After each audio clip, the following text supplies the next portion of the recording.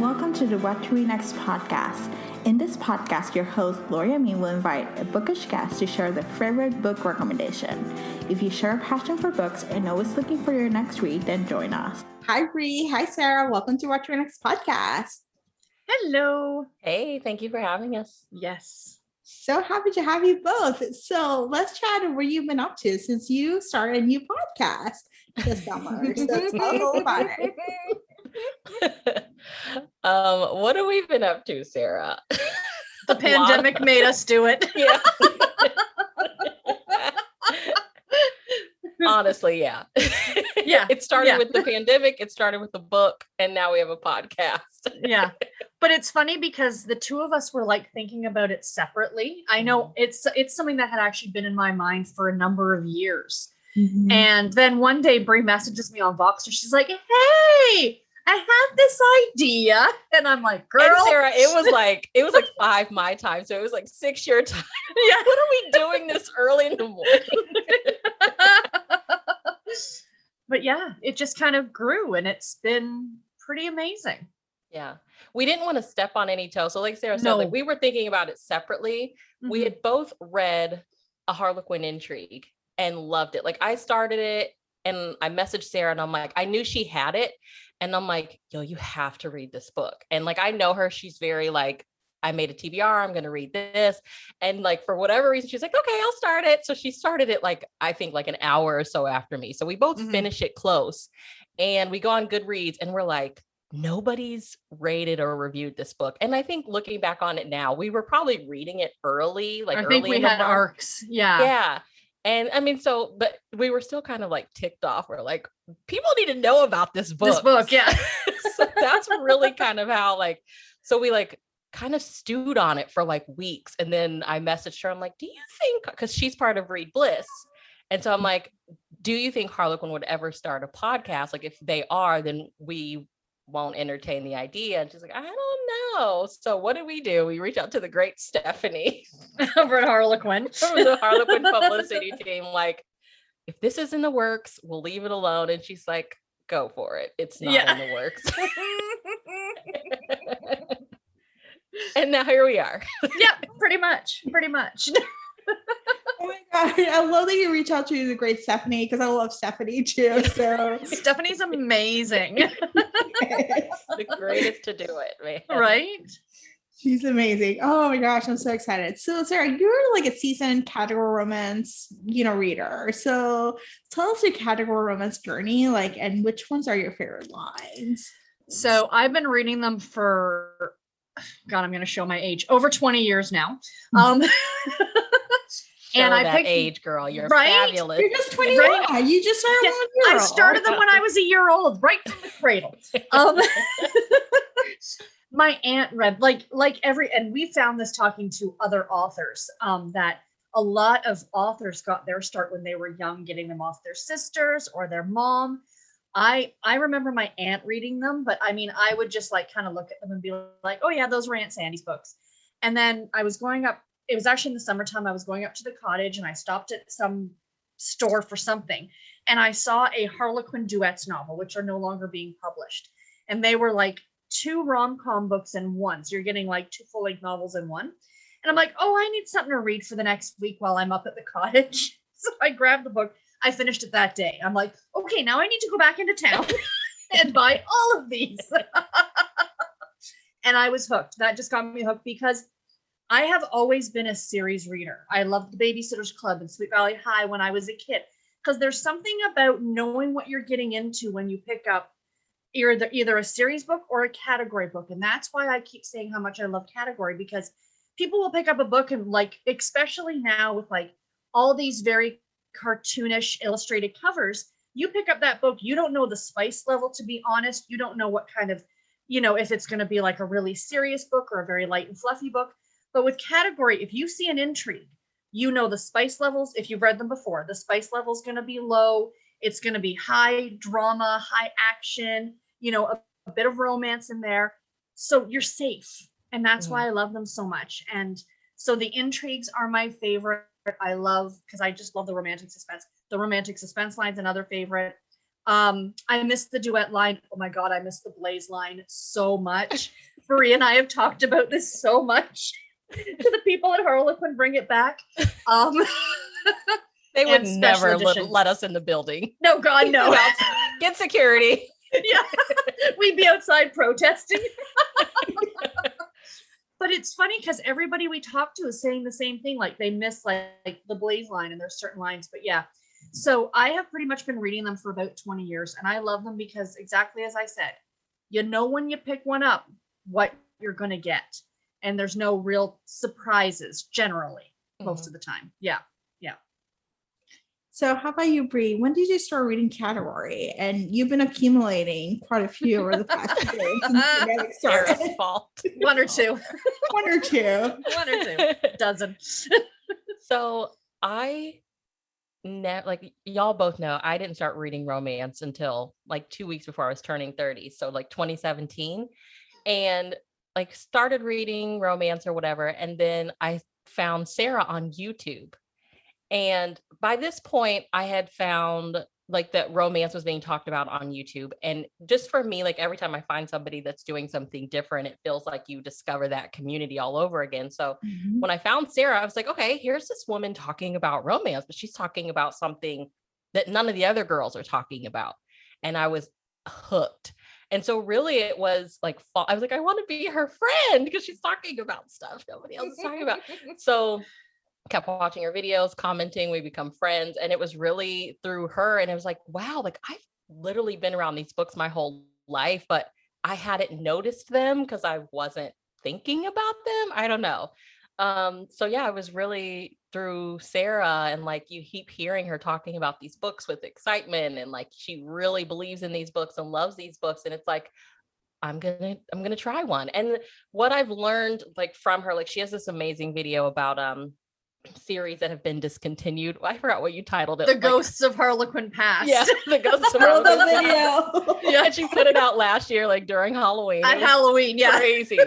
But like, just, you know, anything that you like, category probably has. Like, I love paranormal. I love horror. Like, I grew up reading horror. So it's like, well, why haven't I explored paranormal more? Well, Harlequin category romance has had tons of paranormal series, the Nocturnes and the Shadows and the Gothic line. So literally whatever you like, they probably have or have had a series for. And then one thing that I learned from Sarah too, a lot of our favorite authors, like I love Jill Shalvis, I love Debbie Macomber, she's my first romance author. They wrote category romance. So like their backlist is so much more like crazy long than you probably realize. So yeah, it was really thanks to Sarah. You're welcome. So I'm so happy like I get to do the podcast with her, because she has like the OG mentality where I'm like, screw them, they're getting rid of Dare. She's like, hold on a second, they've done this before, this happens. Like, calm down. I love this. So let's see. Let's try about some recommendations. Let's try about some romance, some category romance. Do you have some recommendations based maybe on lines or maybe some specific authors that, you know, or tropes that we should look for, you know, that are easy to find in these category romance? Should we start with the one that started the podcast, the Katie Richards? Go ahead. Yeah, it was definitely on the list. Pursuit of the Truth by Katie Richards. It's a Harlequin intrigue novel. And oh my gosh, Brie, right from the get-go, it was just like action, you know? Yeah. She gets thrown in front of a car and then, you know, like a taxi. Yeah, in New York. Like on the third page of the book. I'm like, what are we reading? What the heck is this? But it was a great, we learned from talking to other authors, the difference between the intrigue line and the romantic suspense line. So the intrigue line, the intrigue part of it, or the mystery or whatever you want to call it, is front and center. The romance is like B plot. Whereas with the romantic suspense line, the romance is plot A and the action is part B, is like the B plot. And this one though, the one by Katie Richards, I mean, it brought it. And the romance though was still there, and she balanced it so well between the two.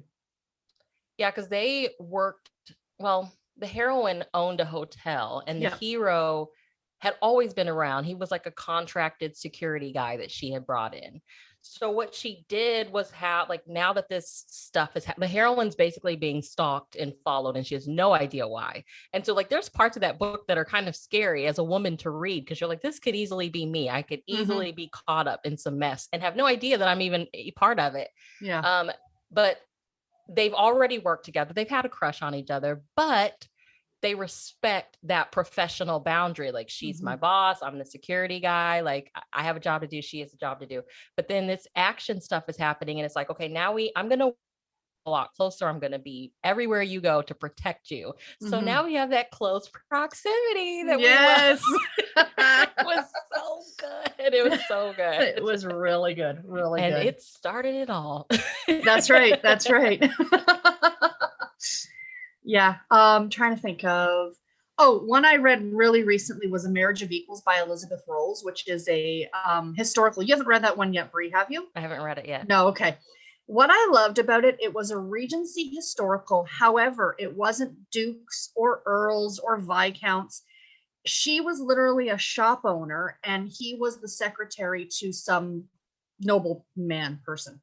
And the two of them end up trying to hide this other girl. Like, that's the main plot of the book, is that they're trying to keep her hidden, but they have a fake relationship to make it, to give the illusion of why he's coming and going from her tea shop or her coffee shop. And she was a Jamaican born daughter of a slave and a white owner. And she came to England, and he's a white man. So it was a great diverse read as well. I really loved it. But the part that got me with that one, because I'm such a history buff, was, as I was telling Brie when I finished it, there's an author's note at the end about where she based the main character off of. And I loved it. It was so good. If you want a really good diverse historical, you need to check that one out for sure. Okay, I add it into my TBR. Yeah, I got like a middle of the night message, like, I loved the book. And then I got to the author's note, and I loved it even more. Yeah. Sarah's such a sucker for a good. I'm like, author's you're the only note, person that reads the author's note.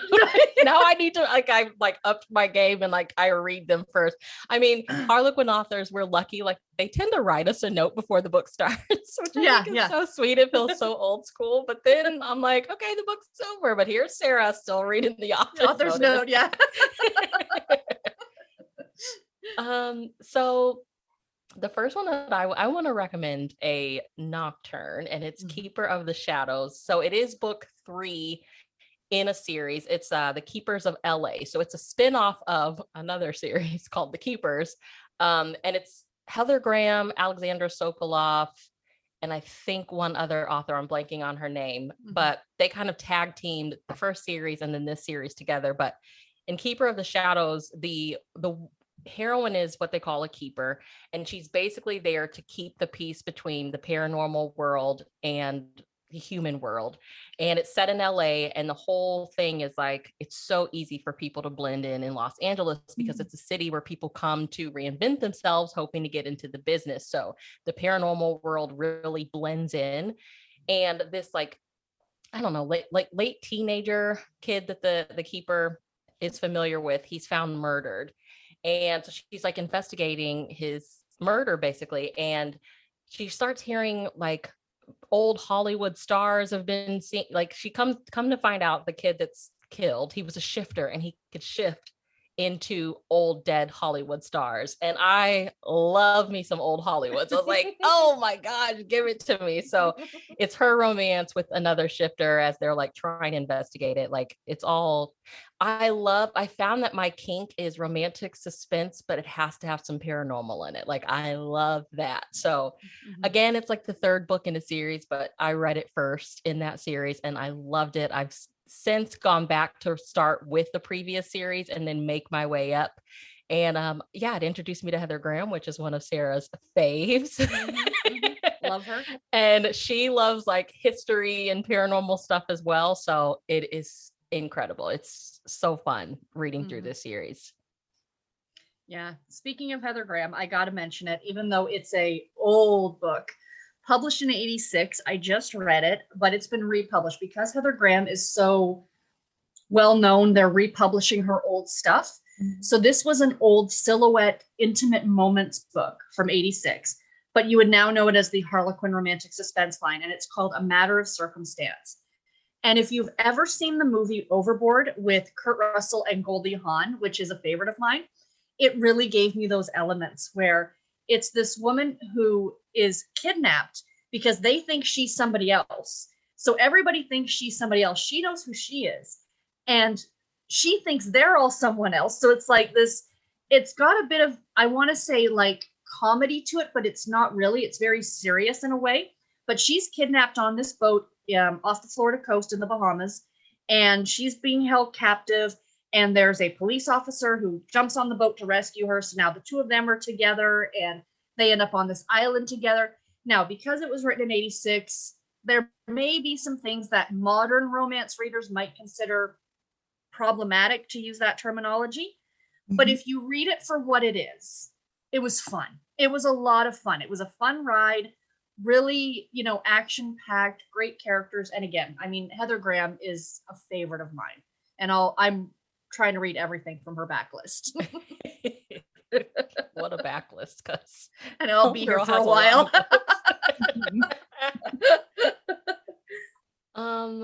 So I want to mention a Desire that we read, and we Waking Up Married by Reese Ryan. Mm-hmm. She was our first guest on the podcast, and it was so much fun. But we love the whole childhood friends to lovers. So if you're a fan of that, Dallas and Zora, their romance is just so. I felt like this book reminded me of the movie The Hangover. Yes. Reese Ryan mentioned the title, and I was like, oh, I could see like another movie, and I was like, I could see that, but like the first half of it, it felt like a romantic comedy because of the way she situates things. Like they're best friends. They go to Vegas because the heroes has some event, and he's like, hey, I need you. Can you come and like be my guest? And she's like, sure. They've been best friends forever. She like protected him from bullies on the playground back in the day, and their friendship just has blossomed. And so they're in Vegas. They go to his event, and then they're like eating brownies in the hotel room, not knowing that they're edibles. I remember her saying like, I don't think they are going to let me do this. And they let her do it. Mm-hmm. So they like wake up and they have like she has a ring on her finger and they're married. And it's like, how did this happen? So of course, what do? We check social media. She's like, well, at least I didn't put it on there. And he's like, oh yeah, you did. And it's like all over your family's company's page and everything. So it's kind of like backtracking to figure out, okay, what did we do? And now we know we're married. So now what are we going to do kind of thing? And it was so good. Mm-hmm. It was so good. Desire feels like adult prom. Okay. Like I love their covers. Their covers are gorgeous. I love like the diversity that we see in that line. Mm-hmm. It's incredible. So yeah, Waking Up Married, y'all, go read it. It's so good. So I'm going to bring one that is from, I think, Bree's favorite line, which is the Dare line, which is now sadly, as of the end of June, it's no more. But I read the hookup. You just had to bring it up, Sarah. Sorry. It is what it is. The Hookup by Anne Marsh. Now, I am not generally a fan of the Dare line. I read a few of them, but they felt too 50 Shades of Grey for me, which is not an area of romance that I am personally comfortable with, which is fine. I don't mind some spice in my book, but there's a line that you don't cross. And some of these books cross that line for me. However, Hookup read like a Blaze novel. Mm-hmm. So it was spicy. It was like it went there. However, it still felt fun and flirty. Whereas I feel like the other Dare novels tended to have a darker undertone, whereas this one felt definitely fun and flirty. So it was about a woman who her ex-boyfriend does that whole revenge porn thing. And she goes to the offices of the place that put this video online and is like, dude, you got to take it down because she's a social media influencer. So her livelihood was at stake. And of course, the two of them end up starting a relationship. It was really cute. And I really, really enjoyed it. I mean, if more of the Dare novels read that same way, I probably would have liked the series a lot more. But again, that's my personal preference. So yeah, fun and flirty. The more that I start to now read Blaze, I'm like, yeah, they were like definitely fun and flirty. But I mean, Anne Marsh, that's where she got her start, was writing for Blaze. So that's her comfort zone, in my opinion. Yeah. Mhm. Blaze seemed to have everything. Like one of the books that we're going to read this month. What is the first? Is it Dead Sexy? Dead Sexy. Kimberly Cowboy Race. vampires. Oh my God. It's a series. It's what? Love Me at First Bite. Yeah, Love at First Bite is what Love it's at First called. Bite. Oh gosh, it sounds so good. I told Sarah, I was like, I don't think I'm going to buy all of them at once. And I bought the first 3 on the Harlequin site last night. That's what I did. I downloaded them to the Gloss app. Can you explain the Gloss app? Because I don't know. Maybe people don't know about Yeah, it. you can talk about the Gloss app because I actually made a mistake of buying the Virgin River box set and then I was like, I have to use the Gloss app. Like I was like, no. I'm back in the day, you used to be able to just download the Harlequin ebooks if you bought them off the website, but now they have an app that is, I don't think it's just Harlequin. It's Harlequin, HarperCollins. There's a whole bunch. But anyway, you log into the app. You have to download the app, GLOSE, I think is how it's spelled. Mm-hmm. And you log in with your actual harlequin.com login. And then it brings up like your library is all of the books, the ebooks that you've published. And then you can just use it as you would your Kindle app or your Kobo app or whatever. And you know what? I was really hesitant towards it at first just because I love reading off my Paperwhite and I prefer that. But it's not bad. And for a lot of people, and I know Bree, you enjoy doing the text to speech. The app does text to speech for these books. And I actually... When you told me that, I was like, download. I actually think it's more pleasant to listen to than the Kindle text to speech. That's just my opinion. But yeah, so it does have that option. But that's all it is. It's just like Harlequin books only, that kind of an idea. So yeah, if you buy them off the harlequin.com website. Yep. Mm-hmm. And they had like yesterday, so I don't even know what today is, but Every Friday there's a sale. The sale, yeah, there's a sale. Every Friday there's a sale. Buy don't buy it any other day, just buy it on Friday. That's right. That's what I always say. Just buy on Friday. So I bought the first 3 in the Love at First Bite, and then I can't even remember the other 2. I know I bought like, I think a Jane Godman and a Michelle Hoff paranormal, the Nocturne. I think I bought 2 of those. I just bought like all 5 were old books because me and Sarah, we buy them so early that now I'm like, oh, well, I have most of everything that I wanted. Comes out in June. Yeah. I got all 3 of the cowboy vampires using my Harlequin rewards points. So they were all free, which was brilliant. Yeah. That's another thing. I mean, for people that are interested, if you do buy from the website, or Sarah's even broken down a way, if you buy them from Amazon, you get rewards points. So I've been keeping up with it now. Just off of my order yesterday, I got 3,500 points. And I'm like, I don't know what there's this a free means, ebook, but that's a free ebook because it's 2,000 points for an ebook and 5,000 for a physical book. Perfect. So another one. So let's do some presents. So I have 2 presents. Go for it. We've talked to, oh gosh, I have to do 3 because I mean, we have to do 3. Hello. So let's see. We have Queen by Royal Appointment by Lucy Monroe and Stolen in Her Wedding Gown by Amanda Cinelli. They're both June releases. Queen by Royal Appointment. It was so intense in the beginning. And I'm a very newbie to the royalty world. Like Sarah and I were messaging about it one day. I was like, I don't know. It's something about royalty. Like, I just don't care. And she's like, you're an American. She's like, here in Canada, it's a lot different. Like, we the follow Queen's them on our money. Yeah. So I was like, I think you're right.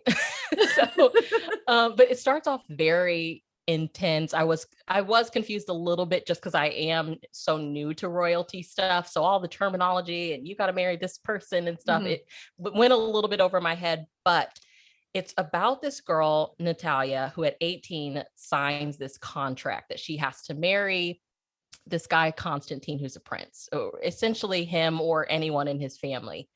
But they have to spend like 10 years apart. So they do. She's big on fidelity and honesty because of her daddy issue stuff. And so she learns that during the separation period, he's not holding up his end of the bargain and being not sexually active. So she agrees to do this magazine column of like 10 first dates, which it's nothing sexual or even about the date itself. It's mostly like what to wear cute on 10 first dates. But he thinks, oh, you went on these dates, so you obviously like slept with the guys after. And she's like, no. So she refuses now that the day has come. I'm not marrying him. He was sleeping with girls during this period. So his brother, Nikolai, steps in and he's like, well, I think you should still marry someone in our family, so I'll do it. And she's had a crush on him since she was a kid. So it's really like the girl getting the guy, but he's a widow. He has been married before. And she doesn't believe that she'll ever live up to his previous wife. Unbeknownst to her, like his previous wife wasn't a bad person, but she wasn't really about that royal life. Okay. So he's dealing with the baggage from that. But it was so good. He doesn't think he's romantic at all, but like Lucy Monroe nailed it with those little romantic gestures in this. He's constantly like rubbing her hand and kissing the inside of her palm. And I'm like, you don't think you're romantic, Nikolai, and you are so romantic. So good. So definitely check that one out. Amanda's Stolen in Her Wedding Gown is the first book in her, oh my gosh, it's a new series that she's doing. And all of the heroines will be some type of neurodiverse, which I think is incredible. So that's definitely something to look forward to. And then one that came out, I think in March, maybe March or February, was Bride Behind the Desert Veil by Abby Green. Yes. It was the like Middle Eastern fantasy of my life, of my dreams. I loved it. Like these two people meet in the middle of the desert. They have a night, but they're both betrothed to someone else, and the wedding is the next day, and then the wedding comes the next day, and who is it? It's them. It was so good. So those are 3 Harlequin Presents. I'm really new to Harlequin Presents, but it is a lot of fun. It's so like Sarah's always told me, like, this is the fantasy, the romance fantasy. When people think of Harlequin or category romance novels, Harlequin Presents are iconic. Yeah. And, you know, all the authors we've talked to, most of them have said their first Harlequins were Presents novels because they have that element of fantasy that, you know, it's amazing. They're amazing. And it's cool now to go to like get into that series that, you know, is so popular and that most of these authors like started with. Yes. So like just chatting with like Nadine Gonzalez, for instance, she grew up in Haiti and they would get them secondhand from like France. They would like their Goodwills would ship them to Haiti. So as a kid, she was, you know, getting these books from like the Goodwill or whatever in Haiti and reading, and it was Harlequin Presents. Yeah. It's just like so cool to now be reading those books and kind of experience the books that set the plans in motion for most of these writers to start writing in the first place. Exactly. Yeah, for sure.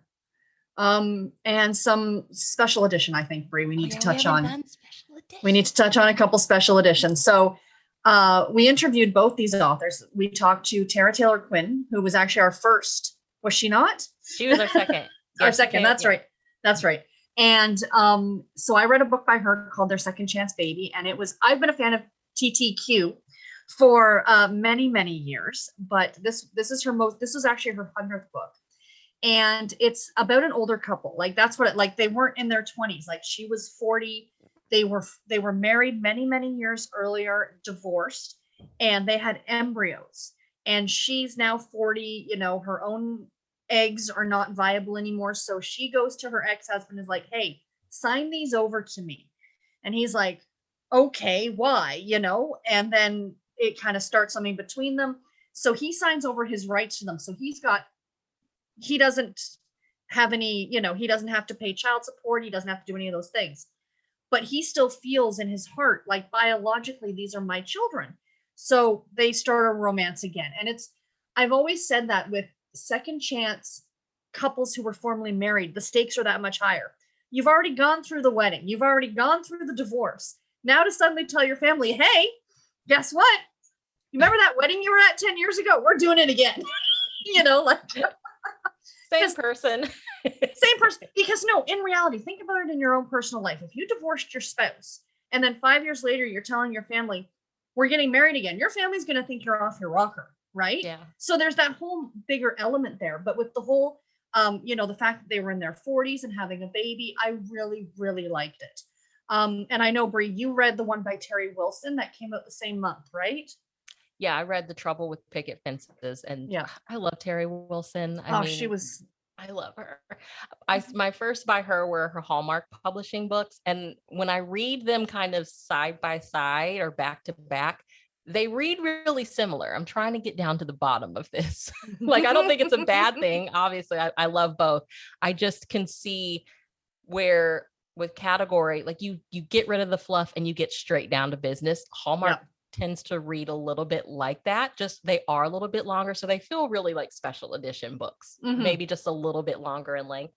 But so I read The Trouble with Picket Fences. What I like about Terry Wilson, so what I've read so far, is like she will take an idea and just like put it in the middle of a page and just come up with all these other ideas that she can explore that. So in The Trouble with Picket Fences, the whole thing deals with white picket fences. The heroine moves from Texas to Vermont. She has this cottage she's bought online. She gets there, there's a white picket fence. She doesn't want that. She's been told in the past, you're not the mom white picket fence type of person. So this object is like, reminds her of her past, get rid of it. And the hero in the book has some medical issues going on. He's a single dad. And so he's kind of like mentally put these fences up around himself to protect himself. And I just loved it so much. The characters are a little bit older. It's small town, but like Terry Wilson's books are so fun. She still finds a way to like sprinkle in fun in her books. And it was good. It was so good. So yeah, special edition is bringing it. I love the special edition books. I really do. They're fantastic. Yeah, if you want like contemporary, mostly small town, they will do some big city. Like we've been trying to research and like really understand what each series wants. I think if you're just a contemporary romance lover and you don't need all the glitz and glam, special edition is it. And the heat level in those books depends on the author. Like Terry Wilson, I think her newer stuff, there isn't any of it, but there are other authors like the Harlequin team pretty much leaves it up to the author for the spice level. You're not going to get a Dare type spice level, but you are going to have some, scenes where you're in the bedroom with them, if you will. And then you're going to have other books where it's just implied. So, depending on where you're comfortable, find an author that you like and read through their backlist. Yeah, I remember I was reading An Officer and a Fortune by Nina Crespo, which is a special edition. And I messaged Sarah in the middle of the night. I was like, there's sex in this book and it's a special edition. So it just depends. It depends. And then in the Terry Wilson, it was never even mentioned. So, you know, it just depends on what you want. Find the author and it's there. Pretty much. Yeah. I love this. So I love all these recommendations. Is there any final ones? So you're like, any final category you're like, it's an oldie but a goodie that you should check out, or what suggestions would be for newbies who are to the genre? I know you gave us recommendations from different categories, which is perfect, but what would you tell a newbie? Go ahead, Sarah. Find whatever, like you said it earlier, Brie.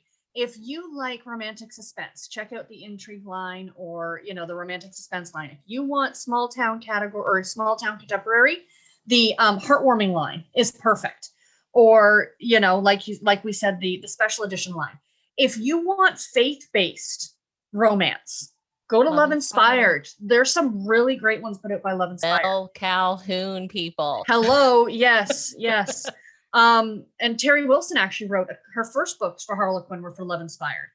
There's a ton of stuff out there. If I wanted to give a recommendation for like my end all be all favorites, I actually have to say it's the trilogy by Tiffany Rice that she wrote for Blaze. Ooh. That was yes. Read them in the full. Read the Halloween treat. Her Halloween treat in October, and then the Christmas one is the one I've read. I need to read her Halloween. But there's treat. literally one for like October, November, December, and just read all three of them. They are an utter delight. They're like my favorites. Yes, I love it. I'll put it on the show notes. My favorite one is November. Is the Thanksgiving one where there's like fake relationship. They have like he has like a single parent, but he has like a grown adult, like not a grown teenager. And and his daughter works for the heroine. Yeah, that's right. Yeah. I loved it. Oh God, it was so good. When he stands up to her parents, it was classic. Yep. I love that one. Yeah, I think just you know, and we're still learning. Like we were under the assumption that Harlequin was the only publisher putting out category, and we're learning that like that's not necessarily true. Like we're hearing that Entangled has a category series. We're just trying to figure out, okay, where do readers find it? How do we know, how do we know that this specific book falls under category? So we're in the process of like trying to learn all of that. But I think like we said earlier, figure out what you already read and then see what's out there. But then part of the fun is going back and finding the old stuff. I mean, there's so many series that are no longer with us. It sounds like somebody that's passed away. But I mean, like Temptation, I learned about that from Sarah. So I've been hauling those. There was a line called Kismet. There's like old Regency series that publishers put out. Like there's so many publishers that put them out and then they were brought out or whatever, and they're no longer with us. And it's just, I think that's part of the fun too, just backtracking to see. Yeah. And the other thing is too, is that just give them a try because it's not going to cost you much. Like, let's be real. These are not, $20 trade paperbacks. Go to your local thrift store. You can pick up 4 for $1. And just give them a try and just see, we romance readers read so much that, I look at a lot of these newer books. I'm like, oh, it hurts to pay that kind of money for that when I can haul 30 Harlequins for $20, right? But try everything and just see what fits you and what you like. I love this. I love these recommendations. So tell us where we can find your podcast and where we can find you online. Go for it, Brie. Well, we're everywhere where you listen to podcasts. Yeah. We are everywhere. The Categorically Romance podcast. We're really active on. We have our Instagram. Yep. We do like Tuesdays and Thursdays, Page 100 Romance, which was started by an actual Instagram page called Page 100 Romance. Carrie, shout out to her. Hopefully she'll be coming back soon. But we try to be really active on there. Sarah will get on there and like do stories, talk about what she's reading. We try to post clips ahead of time of what episodes are coming up. Sarah runs our Facebook group. We have Twitter. It's a lot of fun. It's a lot. Sarah's always said like there's this idea of like these are like throwaway books. So to have like to be building this community of friends that love these, like we have a friend that lives in Italy and she posts like her editions of books and it's like, wow, so it's so much fun. So come chat with us. Yeah, no, for sure. And if you check out our Instagram, the link tree will give where you can find us all over. And I am also on YouTube as the Bookish Knitter. Yeah. Yeah. And she also does videos for Read Bliss. So more Harlequin stuff. I did. But Read Bliss, we found out, is no longer. I can actually announce that now because they've announced it. They've gotten rid of Read Bliss and we're being amalgamated into the Harlequin YouTube channel. So check out Harlequin for lots of romance videos as well. Oh, I love this. So thank you, Brie, and thank you, Sarah, for being on the show. Thank you for having us. It was so much fun. If you enjoyed this podcast, feel free to share with friends, subscribe, rate, and review the show. This is the easiest way to support the podcast. Today's episode's partner is Libra FM.